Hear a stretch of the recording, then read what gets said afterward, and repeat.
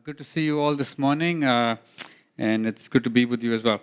We're in a series in the book of Isaiah called Beauty for Ashes, and we're in chapter 9 right now, and the passage that was read to you is what we're looking at today.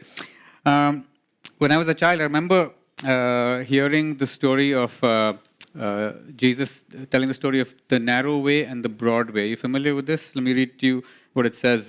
He says, "Enter through the narrow gate, for wide is the gate and broad is the road that leads to destruction, and many enter through it. But small is the gate and narrow the road that leads to life, and only a few find it." I was really captivated by this image. So as a child, I would go to school, and I went to Mount Carmel School. If you've ever been to Mount Carmel School, you know that there's a narrow gate and there's a broad gate.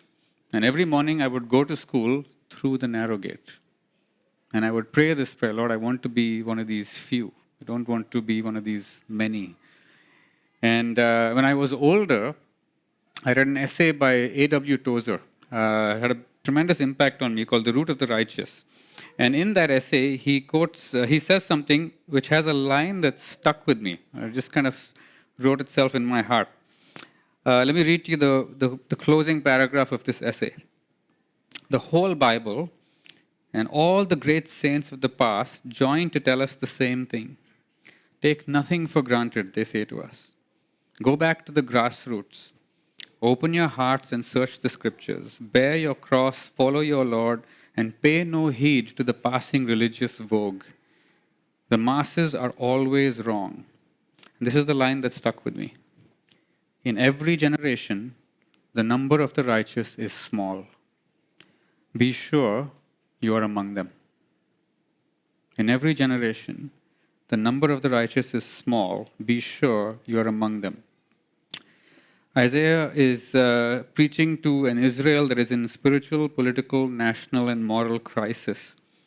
They're facing the cost of turning away from God, and God has promised, in spite of all their rebellion, to keep a remnant, a few, a faithful few who will survive the judgment of God. These narrow way walking, these righteous few.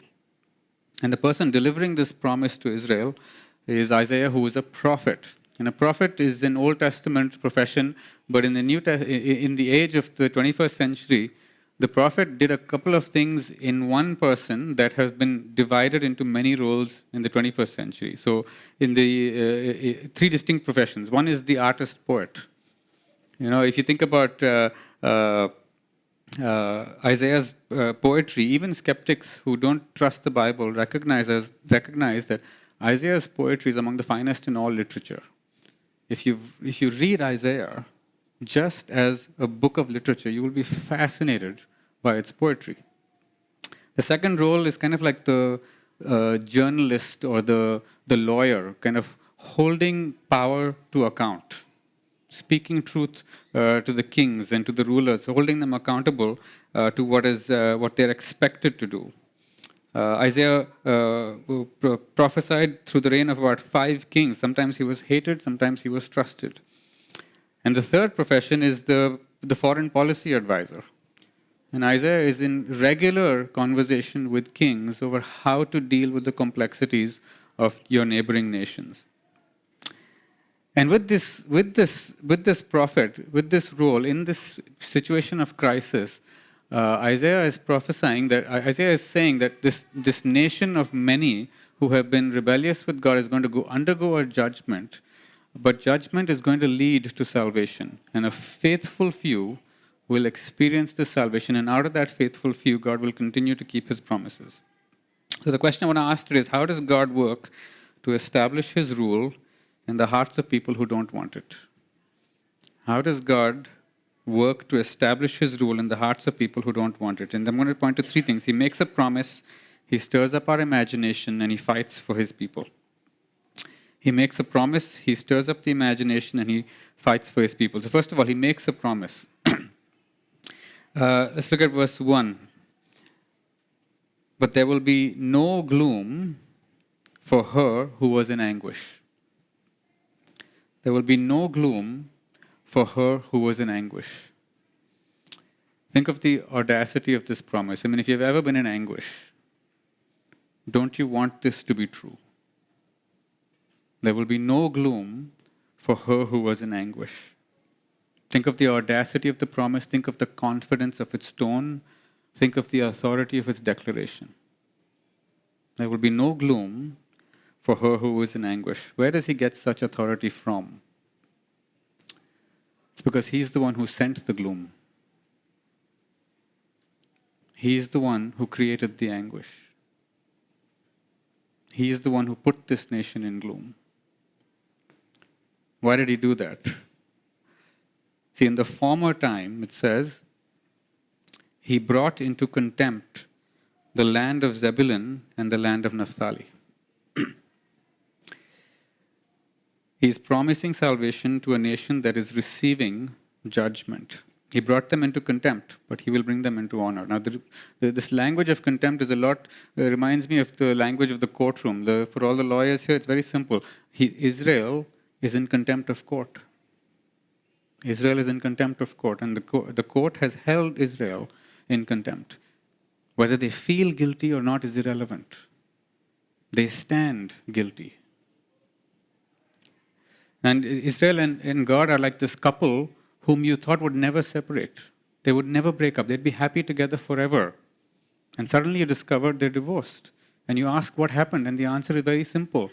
She was unfaithful to him. She was unfaithful to him. She broke the covenant that she made. And he has every right to separate from her.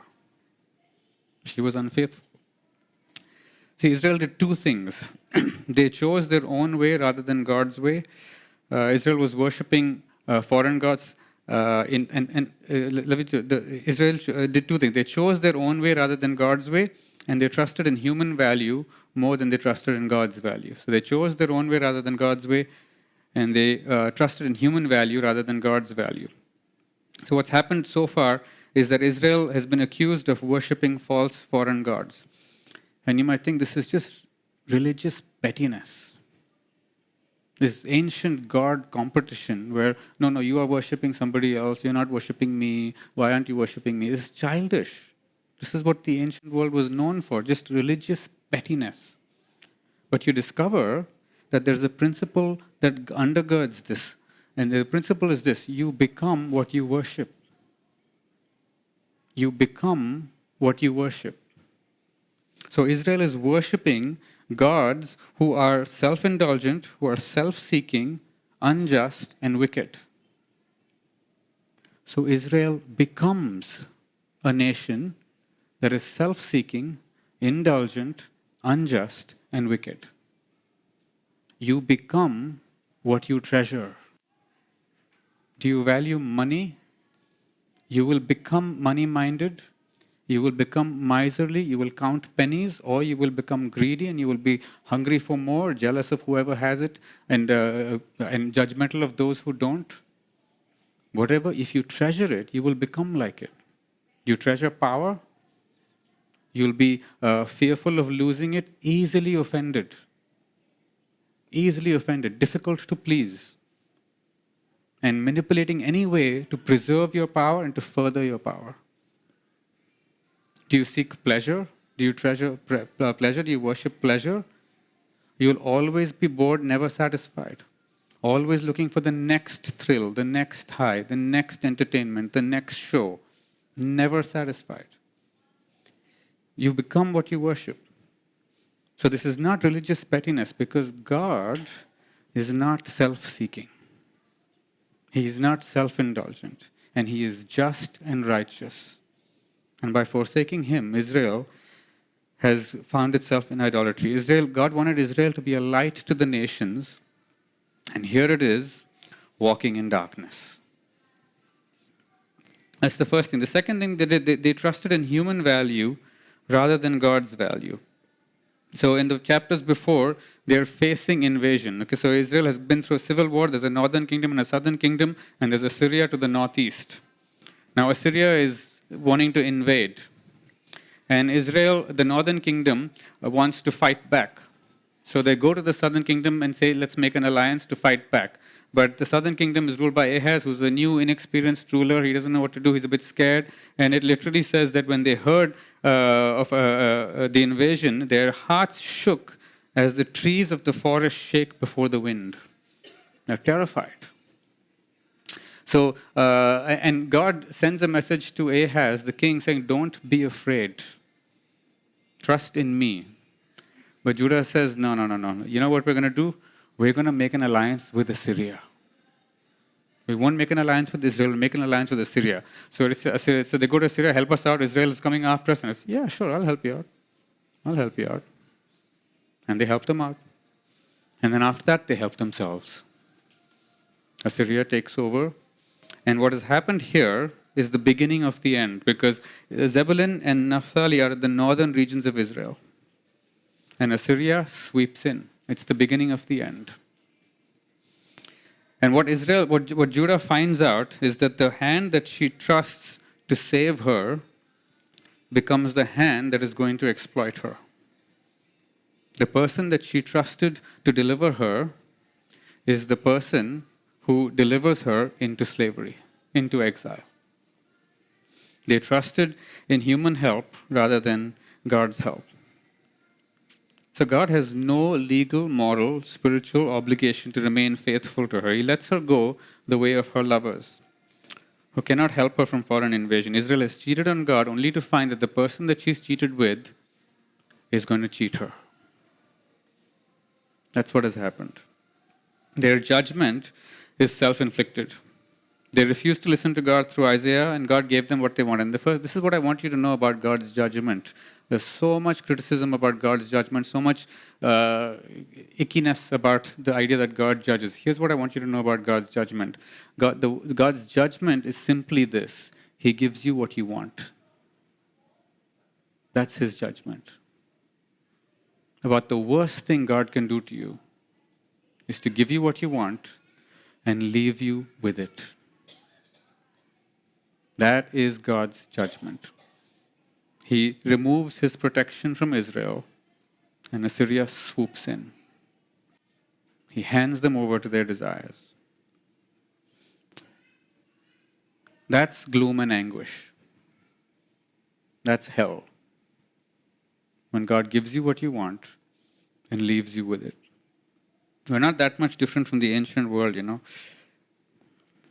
Just recently, there was an ad that Apple released where it's part of its launch of the iPhone, I think. And Tim Cook and the CEO of Apple and all his senior executives are in a boardroom.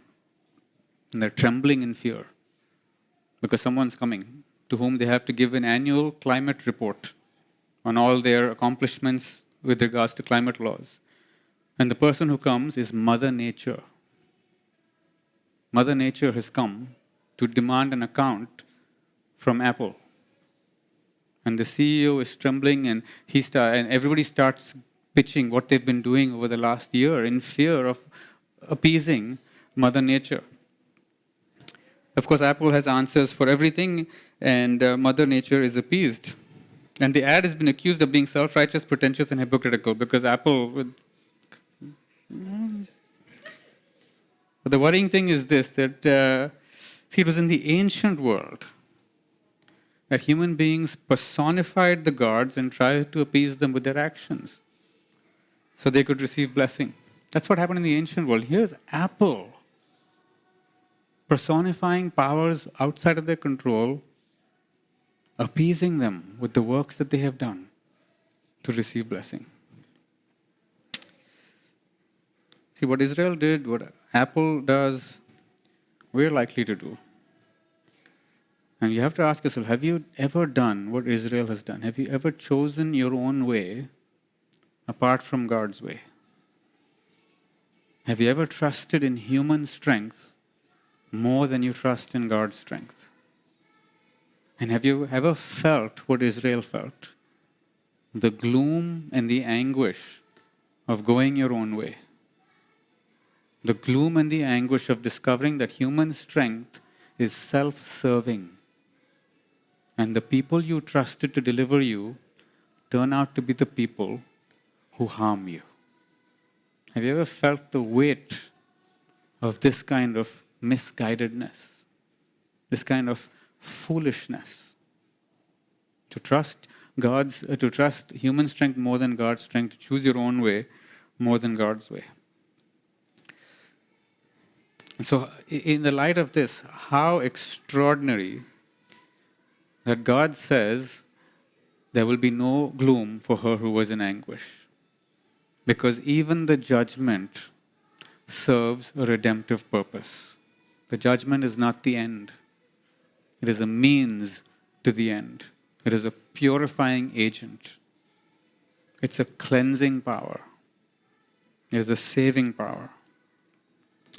So here's, and this is important because I want you to know God alone has the power to save because He alone has the right to judge. That's why He has the authority to make this declaration. There will be no gloom for her who was in anguish. He has the right to judge, and He alone has the power to save. And yet, even though God alone has the right to judge, He alone has the desire to save.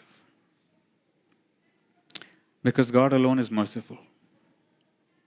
He alone has the desire to save because He alone is merciful. And look at what it says next. But in the latter time, I love that. I love that there's a latter time. I love that the former time is not the end time. I love that there is a latter time. Thank God that our worst day is not the last day. Thank God that our biggest sin is smaller than His greater mercy. Thank God there's a latter time. In this judgment, a faithful remnant, they look to a prophet to help them make sense of it. Should they receive this judgment and conclude that God has forgotten us? He's done with us. It's over. Or can they receive this judgment and still appeal to God's mercy and still hope for God's mercy? And the prophet's answer is decisive. Judgment is a precursor to mercy. Judgment is a precursor to mercy. Judgment is undesirable, but it's necessary. A salvation is costly, but it is going to be given freely.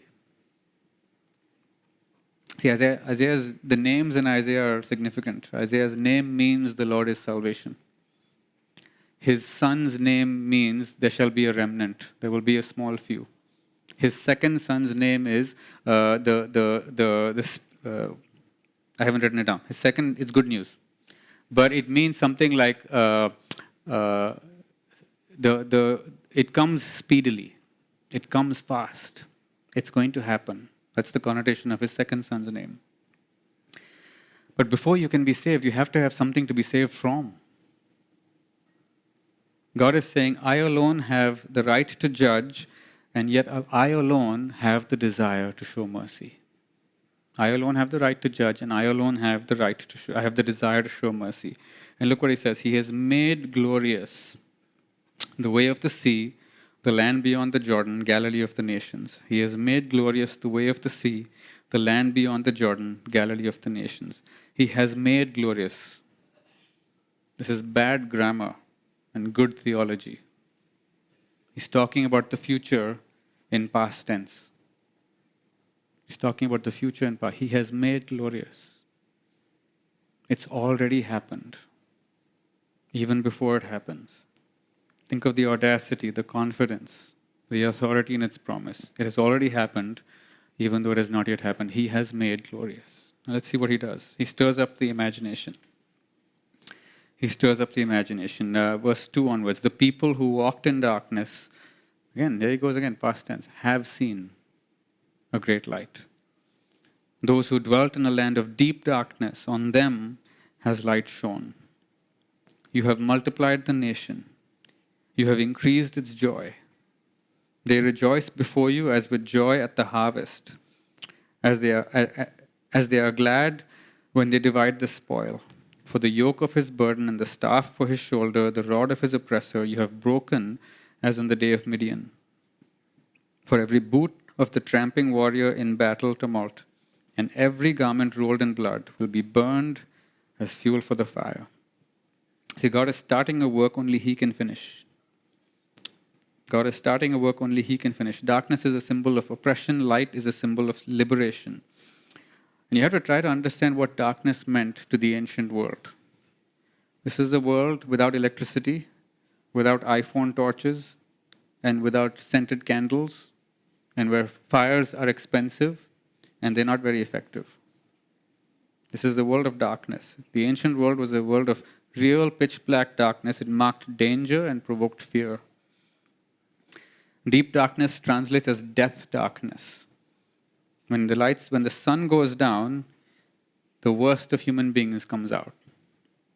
And ancient Israel knows this. Even today, we use things like, I was going through a really dark time. It's been a really dark season. But now I feel lighter. Even a lack of exposure to light these days can affect the brain. It's called seasonal affective disorder. Sad. But light is a symbol of liberation.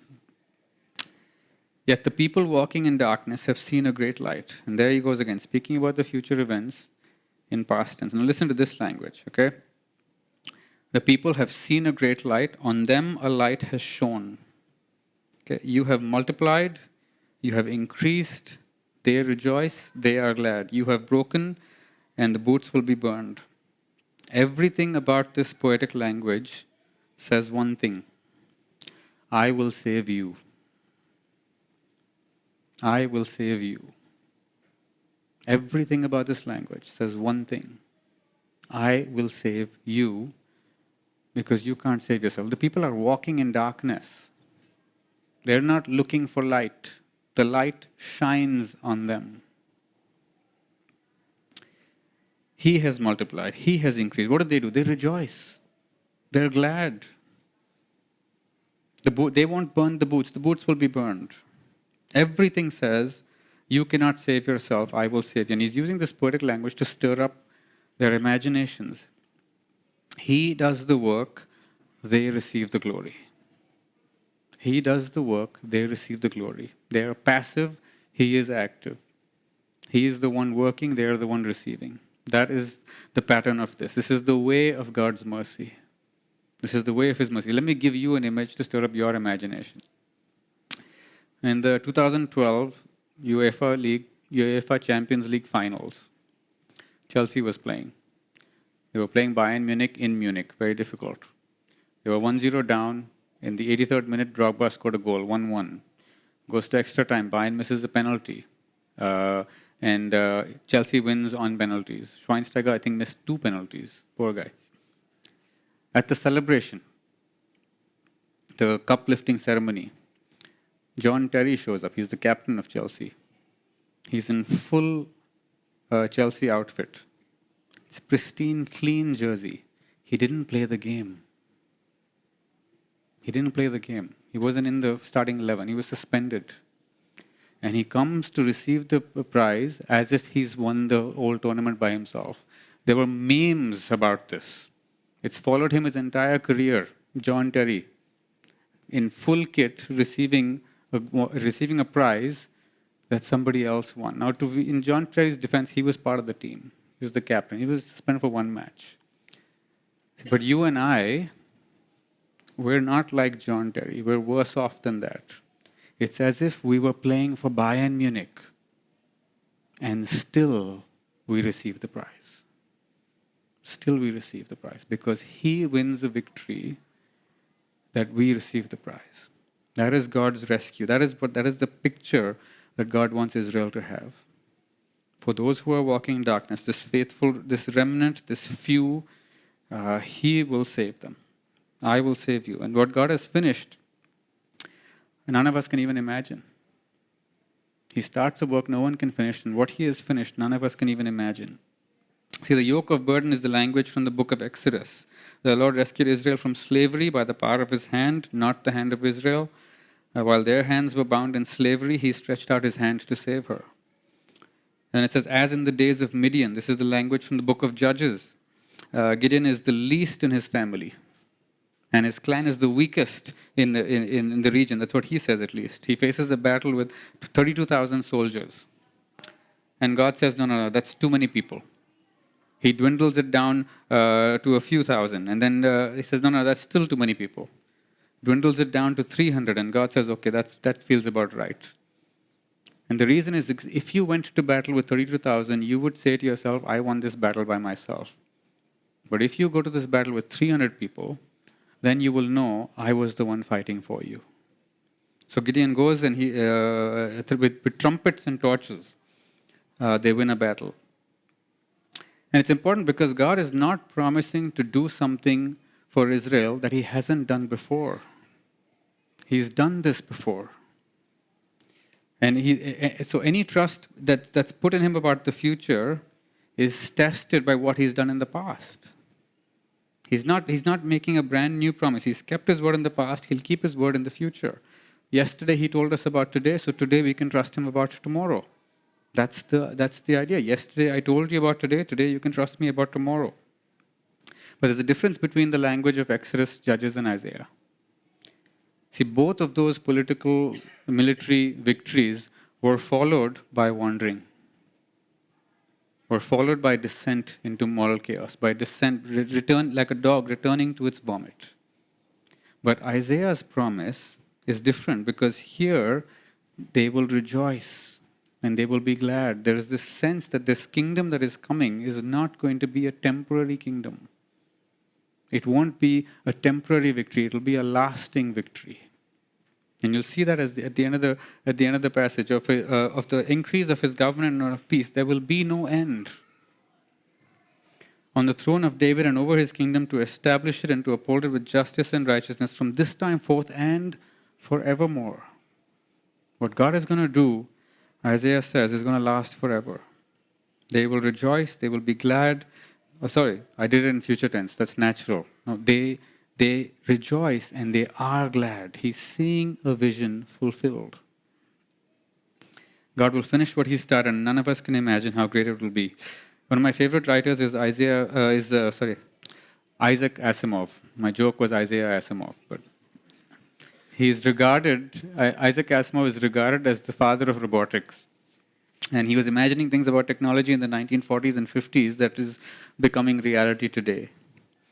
And it's one of his most popular works is his Foundation series. It's about a future galactic empire in which a mathematician, Harry Seldon, develops a theory of psychohistory. It's a mathematics of sociology, which simply means he can predict the future of mass populations. And so he foresees the fall of the empire, a dark age of 30,000 years, until a second empire arises. And I wonder if I enjoy Asimov because I enjoy Isaiah. Because Asimov's imagined fiction is Isaiah's actual history. Isaiah's prophecies are so accurate and they're so fully fulfilled that scholars who read Isaiah say he could not have written when he did. We have to change the dates. We can't believe it. It's not possible. So there's a whole debate in the scholarship of Isaiah when it was written. It couldn't have been written before these events. It's too accurate. It has to have been written after he wrote. What do you do with that?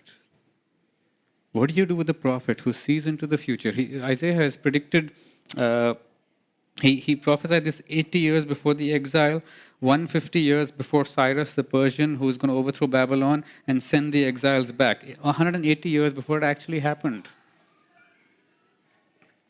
What do you do with this? I'll tell you what you do. You let one word of prophetic wisdom from the Bible have more authority in your imagination than 1,000 works of fiction. That's the ratio. You don't. When we read books, whenever you read books, you have to have light. You can't read in darkness. Either the light comes from the screen or the light comes from a lamp. That's how you read books. But this book is the light by which you read everything else. This book has to capture your imagination and have more authority in your heart than anything else. That's what you do in response to prophecy of this nature. You let this book shape your imagination. More than 1,000 works of fiction, of academic journals, of university professors, or anyone else who thinks they understand the affairs of the world. Nobody does more than people whom God has chosen and whose works are written for us and for every generation. And history vindicates them. Yesterday, he told us about today. So today, we trust him about tomorrow. But finally, he makes a promise, he stirs up the imagination, and he fights for his people. See, God's best reply to the world's rebellion is a surprise. Let me read to you what he says. Verse 5, "For every boot of the tramping warrior in battle, tumult, and every garment rolled in blood will be burned as fuel for the fire." This is the end of war. "For to us a bomb is given." Is that what it says? For to us a bigger bomb is given than the other nations have. That's what Oppenheimer's strategy was. Want to end the war? Let's make a big bomb. No, look at this. "For to us a child is born. To us a son is given." It's easy to recognize the meaning of these words on this side of the life of Christ, but put yourself in the shoes of the people who are hearing it for the first time. What a bizarre, anticlimactic thing. Where is the king? You have to give us a king who will fight in battle. You have to give us a bomb, a weapon. We're going to rejoice and be glad. Why? Because a child is born. See, when nations want to establish a total and a final victory, they build a bigger weapon.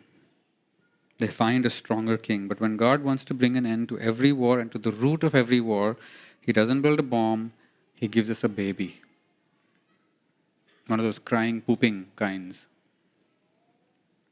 That's the audacity of the Christian faith, to announce that God became a baby. A baby who was strong enough to shoulder the weight of global governance. So the government shall be upon his shoulder. See, I wonder, is the Bible political? Yes and no. It uses the language of kings and nations and rulers and governments, but its vision is much greater than earthly politics.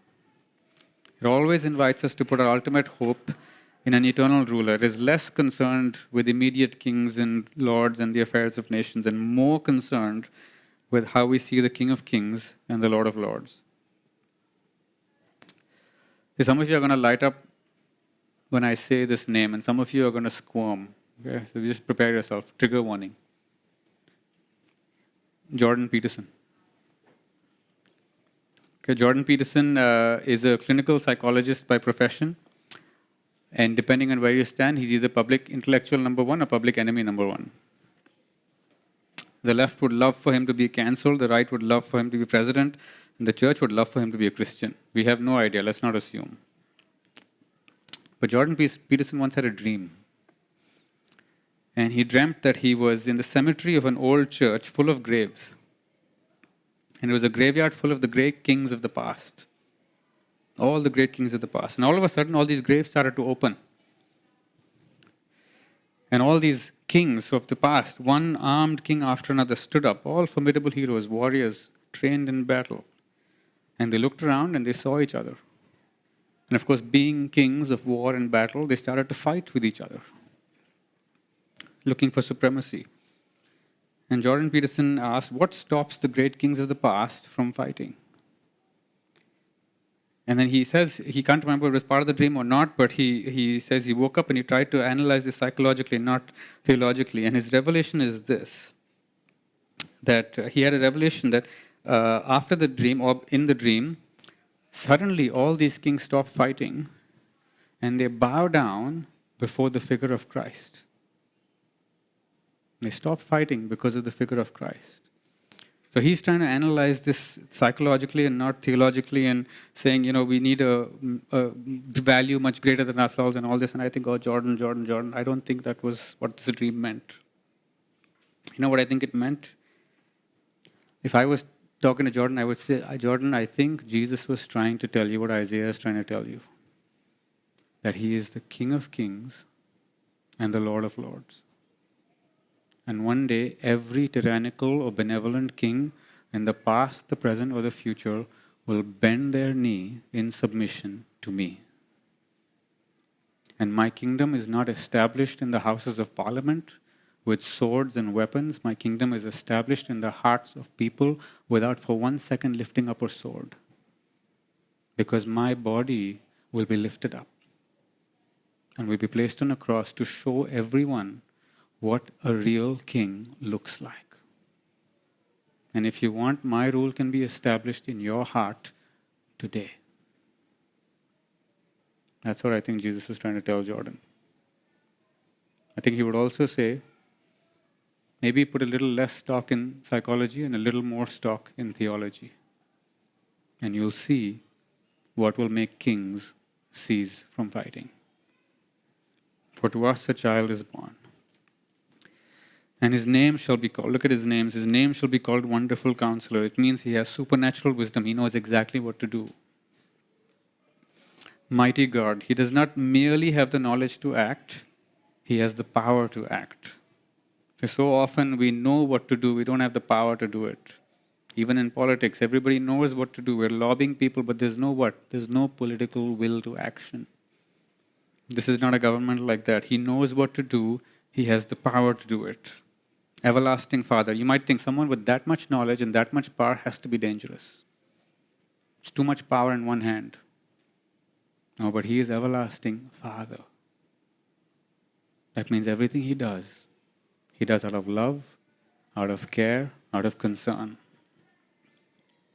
His heart is devoted to the wholeness of his children. He's Prince of Peace, and the outcome of his rule, the outcome of his wisdom, the outcome of his power, the outcome of his fatherliness is peace. This is shalom. See, you and I, we live in India, we sleep with one eye open because there's no rest here. Something is going to go wrong. It's just inevitable. We live with this sense of guardedness. Something's going to go wrong. But this Prince of Peace is promising a kingdom where you can sleep with both eyes closed. You don't have to keep one eye open. There will be no end of the increase of his government and of peace on the throne of David and over his kingdom, to establish it and to uphold it with justice, with righteousness from this time forth and forevermore. There's a beautiful song by Nelly Furtado. It features Chris Martin from Coldplay. It's called Why Do Good Things Come to an End? It's a beautiful song. Isaiah's prophecy is a rebuke to that song. No, there is one good thing that will never come to an end. It will never come to an end. One day a kingdom will be established whose goodness will never come to an end. It's not Asimov's fiction or science fiction fantasy. It's our theological hope. It's there, soon to be visible, felt, and heard reality. God's best reply to the world's rebellion is a child, and God's best guarantee for his promises is his zeal. Is his zeal. The zeal of the Lord of hosts will do this. I love that word, zeal. You know what it means, zeal? It means to become intensely red. It means the color that flushes to your face because of the deep emotion that you're feeling in your body. When you think of God, I don't know what you think about, but sometimes we have this notion of some aging, passive, frail grandfather sitting on a throne while everyone's around him trying to get him to move. Trying to get him to move. But you should not think of God like that. You should think of God as Aragorn, standing in front of the army, waiting to storm the gates of Mordor. You should think of God as Rajnikant, magical fighting of all of these wicked people because he's fighting for those who cannot fight for themselves. You should think of Celine Dion, passionately singing, "My heart will go on," because his heart does go on.